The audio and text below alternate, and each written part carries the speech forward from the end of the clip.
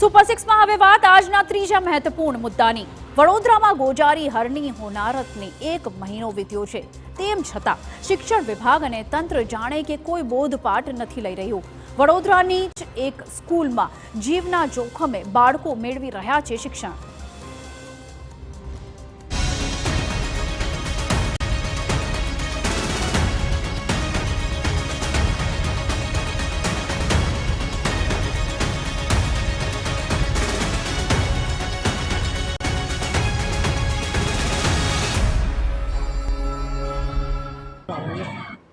આ દ્રશ્યો છે વડોદરાના તાંદલજામાં આવેલી નેતાજી સુભાષચંદ્ર બોઝ શાળાના, કે જેની બિલ્ડિંગ પડવાના વાંકે ઊભી છે।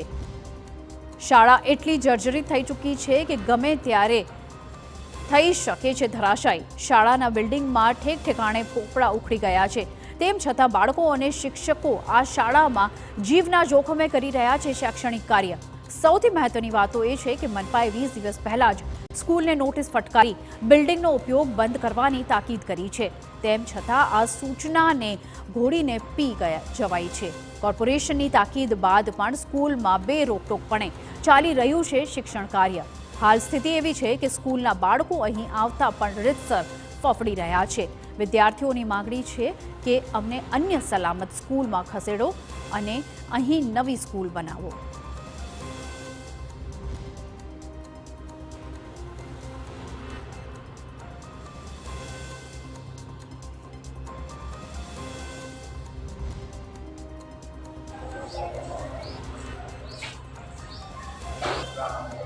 સ્કૂલ એટલી જર્જરિત થઈ ગઈ છે કે તેનો એક બાજુનો ભાગ બેરિકેડિંગ કરી બંધ કરી દેવાયો છે, જ્યારે કે બીજા જર્જરિત ભાગમાં બાળકો જીવના જોખમે ભણી રહ્યા છે।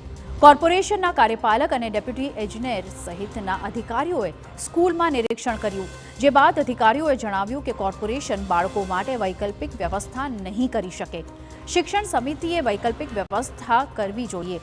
બીજી તરફ કોંગ્રેસે પણ સવાલ ઉઠાવ્યો છે કે શું સરકાર હરની બોટ કાંડ જેવી ઘટના ઘટે તેની રાહ જોઈ રહી છે? શું ફરીથી સરકાર કોર્પોરેશન હરણી બોટકાંડ જેવી દુર્ઘટનાની રાહ જોવે છે? દુઃખની વાત તો એ છે કે આ બિલ્ડિંગમાં સર્વ શિક્ષા અભિયાન હેઠળ પહેલાં એક વખત ફાઇલ ચાલી ગઈ છે। સ્કૂલ બનાવવાની વાત મંજૂર થઈ ગઈ હતી, પછી અચાનકથી એનો નિર્ણય બદલી દેવામાં આવ્યો છે અને હવે નિર્ણય ખાલી રિપેર કરવાનું કરવામાં આવ્યો છે। મારી સામે અહીંયા જ નોટિસ લગાડેલી છે, એ નોટિસમાં કોઈ સ્થાને એમ નથી કીધું કે આ બિલ્ડિંગ ભયભીત છે ને આ બિલ્ડિંગ સારી છે। નોટિસ સંપૂર્ણ બિલ્ડિંગ ખાલી કરવાની છે, પણ એનું ખોટું અર્થઘટન કરી અને ખોટી રીતે અહીં આગળ વિદ્યાર્થીઓના એ સાથે ભવિષ્ય સાથે રમત રમાઈ રહી છે। સુપર